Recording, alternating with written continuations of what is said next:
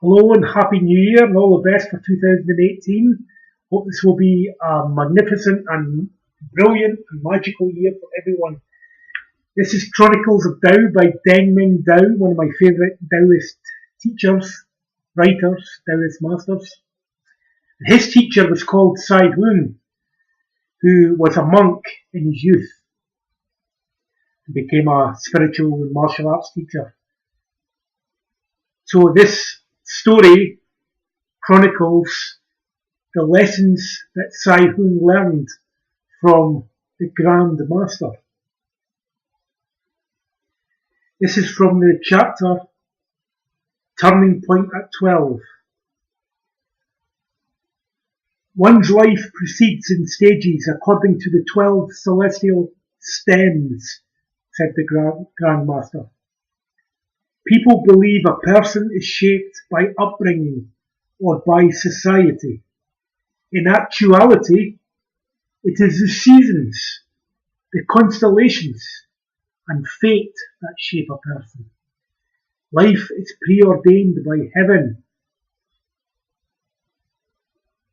Your destiny is to live out your span on this earth, but you must still make choices.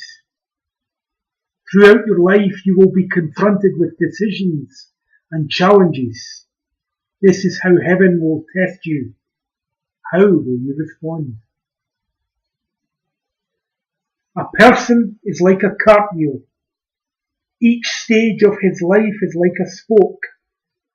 When the wheel hits a rock, it will either stop, shatter, or roll right over. But the rock cannot be avoided. So it is for you. No matter what happens, you must meet life head on. Let me get this alien investigations, live science, pop up out the way. God damn it, can't they see I'm reading?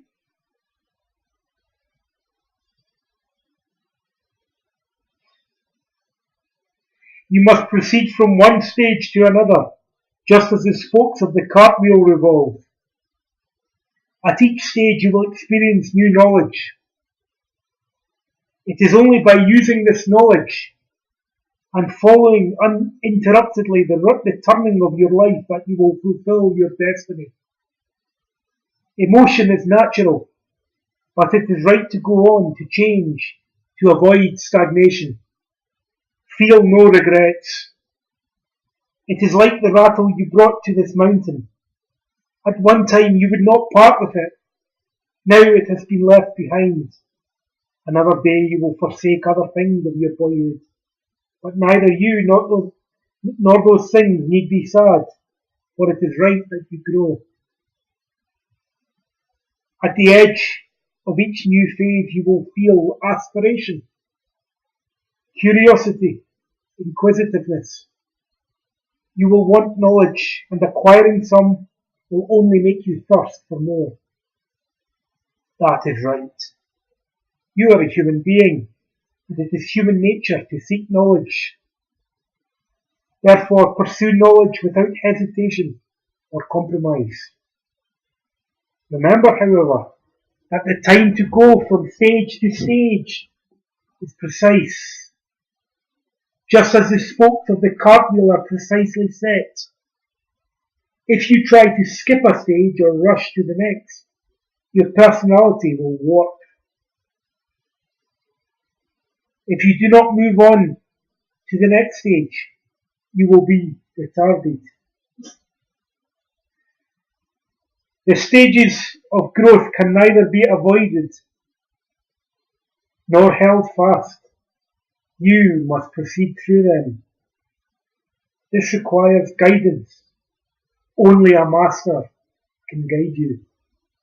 Only he can perceive the stages. Only he can shape you into the perfection you will need to succeed.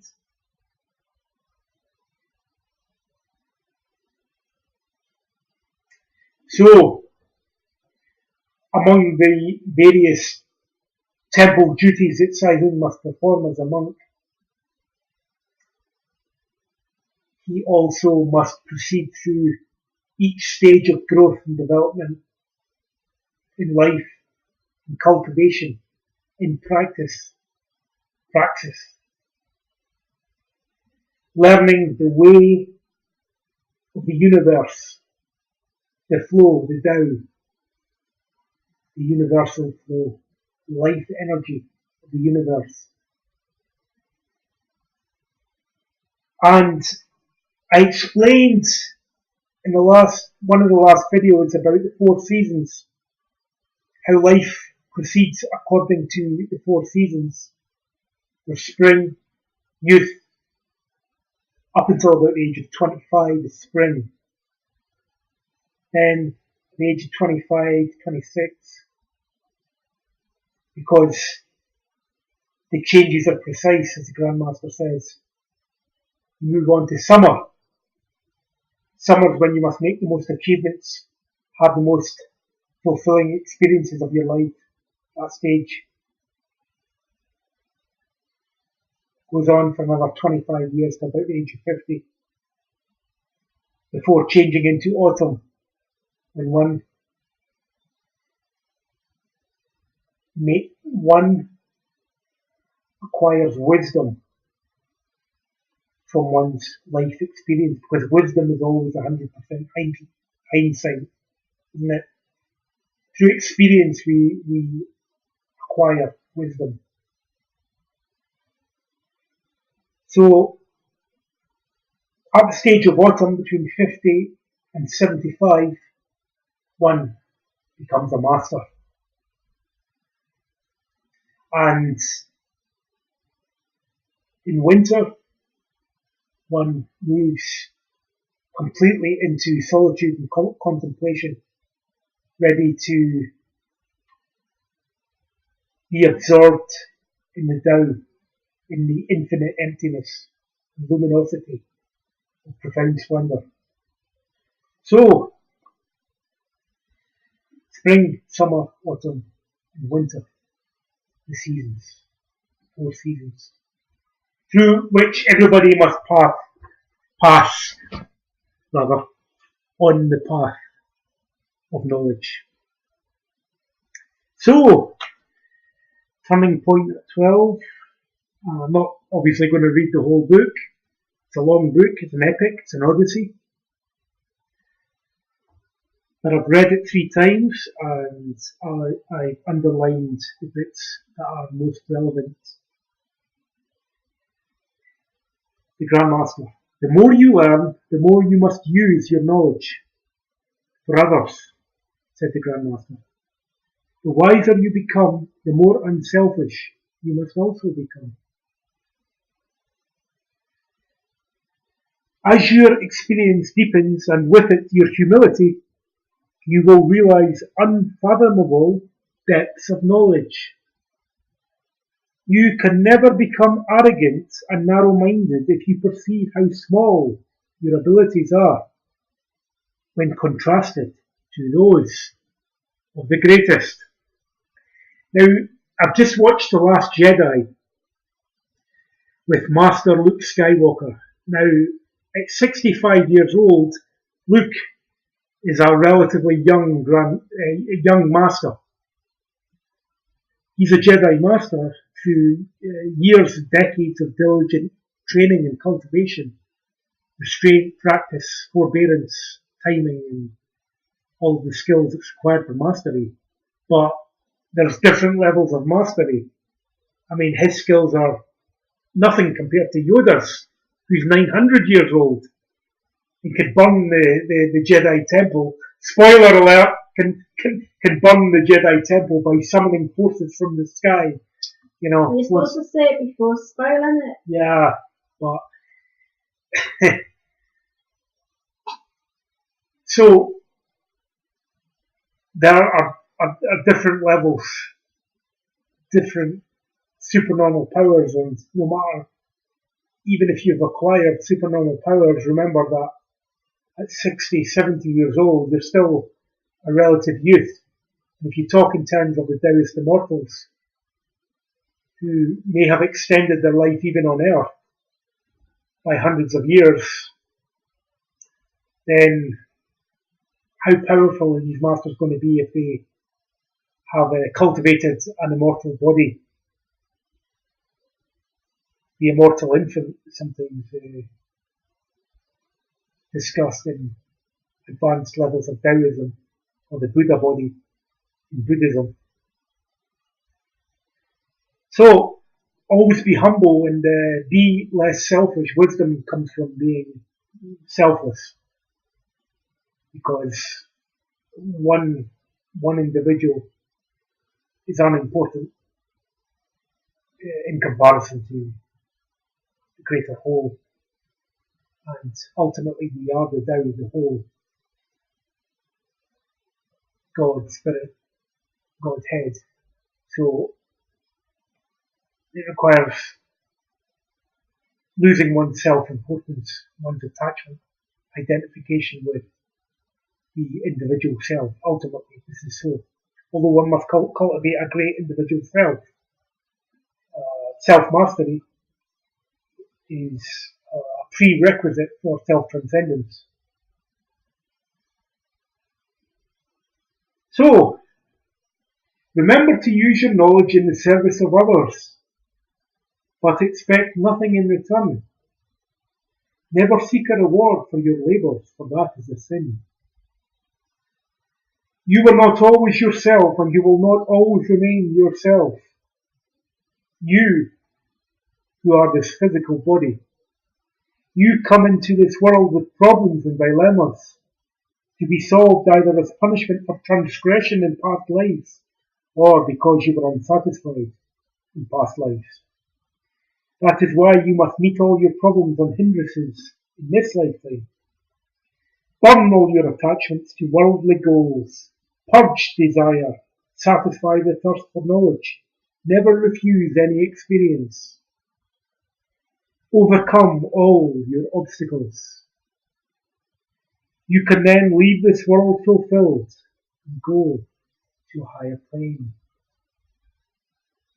This is called purging one's Minghuan, one's karma, and to achieve this you must live in vital health as long as you need. You must ensure not only that you live to purge all consequences of your past lives, but also that you create no new difficulties. The proper method is to purify one's body, enter into the spiritual, and return to the void. The beginning is to train the body. Dashi, Saihun said, addressing his master by title now that he was a fully fledged student. Why do you stay? Haven't you achieved your liberation? Some spiritual people leave the earth the moment they are free of their past acts. But the Taoists believe in preserving their knowledge and helping the next generation to succeed as well. This is like the Bodhisattva in Buddhism. The Bodhisattva who, in Mahayana Buddhism, returns to samsara to enable others to achieve liberation in this lifetime. So he withholds the ultimate, disappearing into emptiness. Nibbana, as the Pali Buddhists might say. But he's achieved non-dual realization, so nirvana and samsara are not two, they're non-dual, they're one and the same. The Bodhisattva is liberated in the world. That's like Christian meditators who say, be in the world, but not of the world.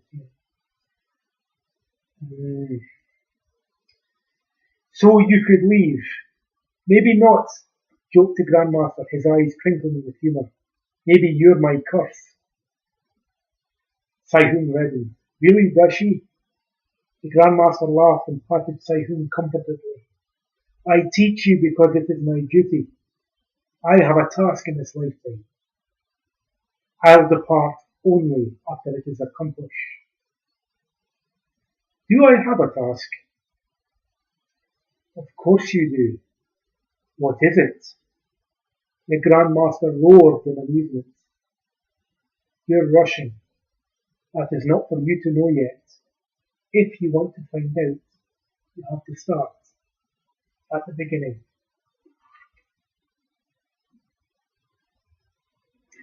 So everybody is born with a task, which one must complete in this lifetime. And this goes even beyond enlightenment, as we shall find out. Until the next time, thanks for listening.